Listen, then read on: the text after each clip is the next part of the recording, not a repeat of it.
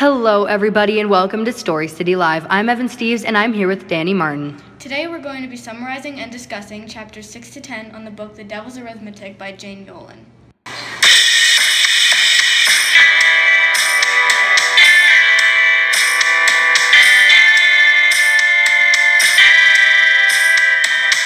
In the book, Hannah is in an unfamiliar place with unfamiliar people. She is getting ready for a wedding, and she has to put on this hideous dress.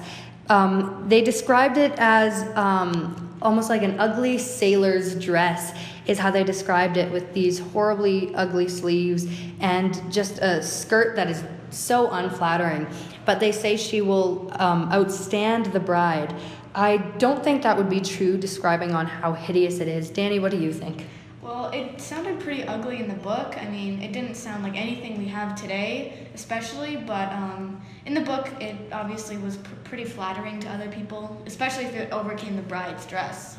Yeah, well, and I guess it would be ugly because they don't have what we do now. I mean, it wasn't a dream. She traveled back in time to 1942 when the war was upon us. And so I really think that would have contributed to that. They didn't have as many materials to make those dresses.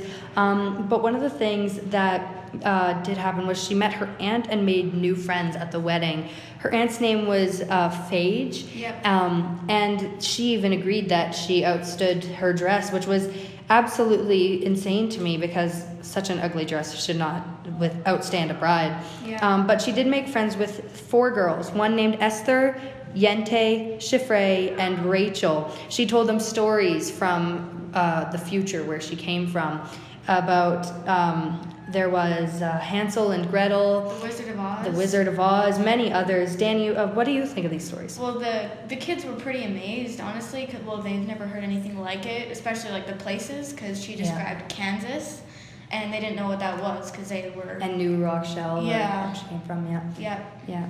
And she also said that she had what was at the time considered a rich person house, 6-bedroom house, and the bathrooms were inside, which was probably astonishing to the kids because, I mean, they've never heard of such things. So I think that would be pretty shocking for sure. Yeah.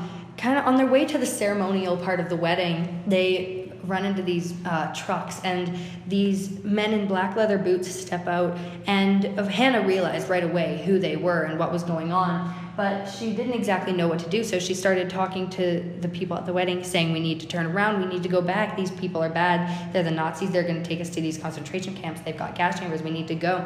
And they never believed her because, well, that's insane. Who would believe her? They thought she was completely crazy. She said she's from the future. That's yeah, who would have believed that, honestly? I don't blame them for not believing her, but they really should have, honestly, because they were going to the concentration camps, which that they should have believed her. But if I was in that situation, I probably wouldn't believe her anyways. Yeah, and she, so they end up getting in the trucks, and they go to this place, and they're immediately sent to the ground. They're supposed to lay on their stomachs, and everything's stripped from them. Their jewelry, they're crammed in there. Yeah, and so once their jewelry is stripped from them, they get sent to this boxcar, and now they're on their way to the concentration camps. And so what happens is she's crammed in there, and it smells awful. It's just horrible in there. I mean, there's little girls in there. Apparently a girl peed in there, is from what I read. And she's just, like, there's people crying and sweating, and they're all so terrified. And I think that's something that it was probably pretty scary at the time. I mean, like, what would you do? You don't have electronics. There's no phones. You can't call anybody. You just have to do what you're told and hope for the best, honestly. Yeah. But it was hard for them to breathe in there too. So some of them, I don't even know if some of them survived. Yeah. So. Yeah, and like especially one thing too probably that happened is that like if they didn't obey them, they'd be shot on the spot. Like they would have been killed. Yeah. So yeah, I think that would have probably been pretty scary. I can't wait to see what happens next. I really hope that they make it to the concentration camps alive, but I guess we'll see. The gentlemen plumbers, when you see the smiling faces on our trucks, you'll know the pros are here to get your drain unstuck. For plumbing problems, big or small, give the gentlemen a call for fast and friendly service, you're in luck. You'll love a quick response and helpful style. It's easy, all you have to do is dial. Friendly people you can trust, leave the dirty work to us. The gentlemen plumbers make you smile. think I know where Hannah was at when she was, especially standing in that boxcar too. Yeah. I know where she was at. She was feeling uncomfortable, kind of scared, and I think sometimes that has to do a lot with just being nervous and fearful, and you're kind of also hoping that everything will turn out okay and everything will be okay. But one of the things that I can relate to is standing in a line at a fair. You don't know anybody around you, it's very crowded, and you got butterflies in your stomach, especially if you're going on a very scary ride or a ride you've never been on. You'll get those butterflies. You won't feel as safe, I guess would be the word.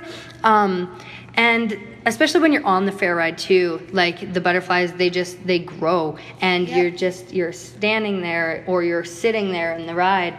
And one of the things for me is the fireball ride. It doesn't matter what I do. Every time I go on it, I've got those horrible butterflies. Dani, do you have a relation to that?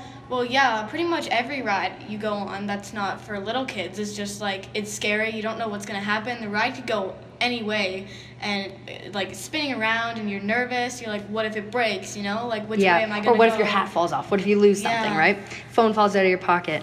Probably another thing too, especially that relates to the boxcar, is bus rides. Oh, it's horrible smelling. You're with a bunch of people and you're uncomfortable, and especially now during COVID with your mask on and like you're sanitized, and it's a very it feels like a very unsafe setting, especially being on the road, and it's such a long bus too. What if you get in a crash, right?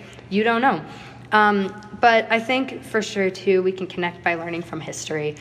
History for sure. I mean, like we don't get taught too much about it, but all of us have heard about it. You know, we don't have a lot of knowledge, but we know the basics of it, and it's not fun. Yeah, and especially when you hear about it in movies or you hear about it in books, right? There's a bunch of different things. I'm reading this book, and it's about World War II, and it's a soldier, and he infiltrates this concentration camp, and there are all these people that are being enslaved and killed, and he's terrified. Like, it's a really scary thing. So I'm worried for Hannah. I can't wait to see what happens. I really hope everything turns out okay, but I guess we'll see.